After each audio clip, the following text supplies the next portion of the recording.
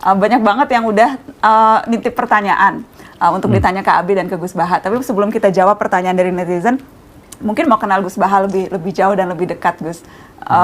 Walaupun sudah terkenal, tapi banyak yang juga masih penasaran gitu. Gus Baha kemana-mana sarungan, gaya nyantri gitu. Tapi di YouTube-nya selalu yang nonton ratusan ribu sampai jutaan gitu.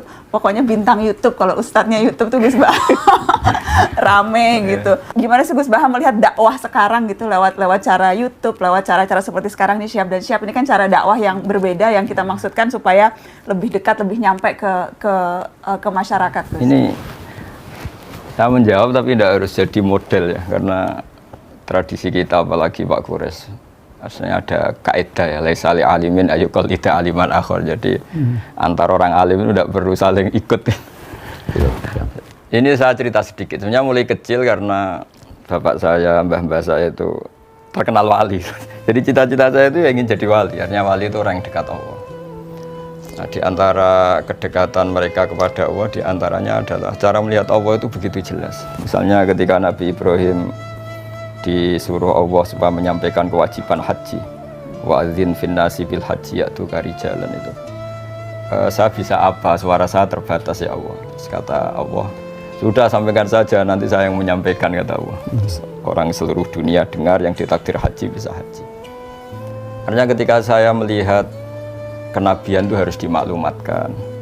Dan dalam hadis qudsi Allah ngendikan kuntu kanzan makhfiyan fa'aradtu an u'rafa fa khalaqtul khalqa liya'rifuni. Jadi kata Allah, saya ini sebenarnya tidak butuh makhluk, cuma harus orang kenal saya. Yang saya menciptakan, masa mereka tidak kenal saya. Maka saya menciptakan makhluk untuk kenal saya. Jadi komitmen hati saya itu hanya ingin mengenalkan ajaran Allah ini indah, ajaran Allah ini solusi. Saya tidak pernah kepikiran kalau itu jadi viral atau jadi terkenal. Sampai sekarang pun saya tidak tahu kalau itu terkenal. Saya tidak punya WA juga nggak mau dengar. Nggak punya WA, Gus? Nggak punya sampai sekarang, makanya lewat adik. Akhirnya ketika dengar katanya saya terkenal, banyak yang ngaji itu, terus ingat cerita Nabi Ibrahim tadi Pak Kures, bahwa Allah lah yang menyampaikan itu. Iya. Sehingga nggak perlu jadi beban saya harus parlente atau harus gaya, harus apalah. Ya saya tetap biasa seperti ini.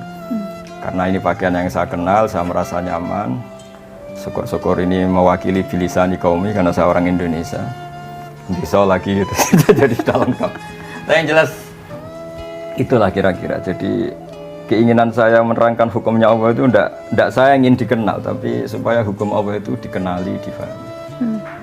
Contoh yang paling mudah banyaklah dosen-dosen Jogja ngaji saya itu, termasuk UGM, kemarin UGM juga ngaji saya sebelum narasi ya. Itu saya mungkin barokahnya baca banyak ya. Mungkin Pak Kures lebih tahu, saya baca banyak. Saya menghidupkan ilmu-ilmu Al-Quran yang mungkin orang lain sudah nganggap itu tidak penting. Yaitu tadi, bahwa kebenaran itu dimulai dari diperkenalkan. Yuzhirahu ala dini kulli. Jadi orang tahu kalau itu bidan ya karena ada tulisan ini bidan, ini dokter gigi, ini toko apa ya, onderdil, toko TV. Kenapa kita tidak memperkenalkan Allah? Padahal Allah ini zat paling penting. Makanya banyak ulama mengartikan illa liya'budun illa liya'rifuni. Sebab mereka kenal kami, kenal Allah. Sehingga saya nyaman saja ketika terkenal apa tidak terkenal, ketika saya sudah memaklumatkan ilmunya Allah, sudah menghilangkan dosa kitmanul ilmi, ya sudah saya nyaman. Sehingga saya dengan tanda kutip nggak mau lagi dengar apa orang terima apa enggak, cocok apa enggak, karena terus jadi lucu saja kalau di dunia wali kedikte makhluk. Karena tadi cita-cita saya ingin jadi wali, entah sudah kesampaian tanda. Jadi terbiasa nggak boleh didikte makhluk. Kalau Allah merintahkan nerangkan ya nerangkan saja, nggak usah tersiksa reaksi publik kayak. Tapi keinginan itu berarti dari kecil, karena memang karena tradisinya seperti itu. Tradisinya kan kalau ngaji, mungkin Pak Kures lebih tahu, kitmanul ilmi itu dosa, menyembunyikan ilmu itu dosa. Kalau ada ilmu harus diajarkan. Sehingga ketika saya mondok di Sarang sudah banyak satu kelas saya yang kalau ketemu saya itu cium tangan, tak tanya kenapa. Ya karena saya ngaji jenengan. Karena perasaannya santri gitu kalau iya, kan, selalu perasaannya gitu.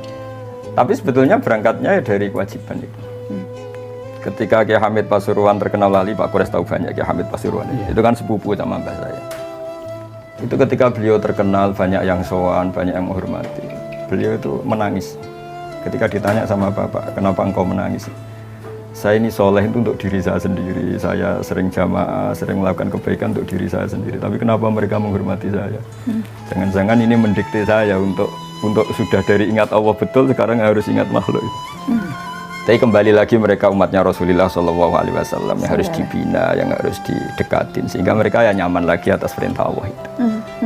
Ya kira-kira gitulah, setidaknya pas saya baik, pas Bikol bin Salim itu cara berpikir saya seperti itu. Tapi ya saya manusia mungkin kadang-kadang kebawa euforia atau tertekan atau nervous. Tapi itu bawaan manusia. Kalau secara ilmu saya seperti itu, nggak lebih nggak kurang. Ya saya kira demikian. Ya, Ada dua tadi ingin komentari. Yang pertama, jangan beranggapan bahwa wali, kita bisa dengar ya, wali itu syaratnya harus ada kekeramatannya. Kekeramatan itu artinya ilmu, ya kan? Waktu Adam diciptakan itu diberi ilmu, malaikat sujud karena dia punya ilmu. Karena itu kata Imam Ghazali, illam yakunil alim wal wali falastu adri manil wali. Kalau bukan orang alim itu yang dinamai wali, saya tidak tahu lagi siapa wali. Nah, sekarang banyak orang tuh hubung-hubungkan ada keramatnya ini. Itu ada, tapi bukan itu syaratnya. Syaratnya itu ilmu, diamalkan, dan tadi yang kedua, wa ma 'alaika illal balagh. Sudah semua hanya menyampaikan. Nah, penyampaian yang menjadikan orang simpati, yang menjadikan orang hormat, yang menggambarkan sifat-sifat Tuhan, sifat al-jamal, sifat keindahannya, sifat kebaikannya. Jangan tonjolkan sifat-sifat Tuhan yang keras, yang keras, Madhahirul Jalal. Ya, jangan sifatul jalal ya, tapi sifatul kamal, sifatul jamal. Nah, ini yang sebenarnya yang dipraktekkan Pak Gus Baha ini.